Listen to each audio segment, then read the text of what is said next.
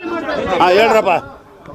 ನೋಡಿ ದುರ್ಗಳೆ, ಇವತ್ತಿನ ಸಮಾಚಾರ ಏನು ಅಂದ್ರೆ ಬೆಳಗ್ಗೆನೆ 6:30ಗೆ ಎದ್ಬಿಟ್ಟು ಇವತ್ತು ಪೈಪ್ ಚೇಂಜ್ ಮಾಡೋಣ ಅಂತ ಬಂದೆ ದುರ್ಗಳೆ. ಪೈಪ್ ಚೇಂಜ್ ಮಾಡ್ಬಿಟ್ಟು ಸೀದಾ ಅಲ್ಲಿಂದನ ಇವಾಗ ಮರ್ತಕ್ ಹಾಕ್ಬಿಟ್ಟು ದುರ್ಗಳೆ. ನೋಡ್ರಿ ದುರ್ಗಳೆ, ತೆಂಗಿ ಮರ್ತಕ್ ಹಾಕ್ಬಿಟ್ಟು ಸೀದಾ ಅಲ್ಲಿಂದ ಬಂದು ಮಕ ಗಿಕ ತೊಳ್ಕೊಂಡು ರೆಡಿ ಆಗಿ ದುರ್ಗಳೆ, ನಾನು ನಮ್ಮ ಅಮ್ಮನು ಸೀದಾ ಬೆಂಗಳೂರು ಕಡೆಗೆ ಯಡಿಯೂರು ಹೈವೇ ಇಟ್ಕೊಂಡು ಹೊಲ್ಟು ದುರ್ಗಳೆ. ಸೀದಾ ಅಲ್ಲಿಂದ ಹೋಗಿ ಅಡ್ಡಿಲ್ ಅಕ್ಕಮ್ಮ ದೇವಸ್ಥಾನದಲ್ಲಿ ಕೈ ಮುಗ್ದು ಹಾಸನ್ ನೆಲಮಂಗಲ ಹೈವೇಗ್ ಬಂದ್ಬಿಟ್ಟು ದುರ್ಗಳೆ. ಅಲ್ಲಿಂದ ಡಿವೇಶನ್ ತಗೊಂಡು ಹೈವೇಗ್ ಹತ್ಬಿಟ್ಟು ಸೀದಾ ಅಲ್ಲಿಂದ ದುರ್ಗಳೆ ಹೊಲ್ಟು ದುರ್ಗಳೆ ನೆಲಮಂಗಲ ಸೈಡು.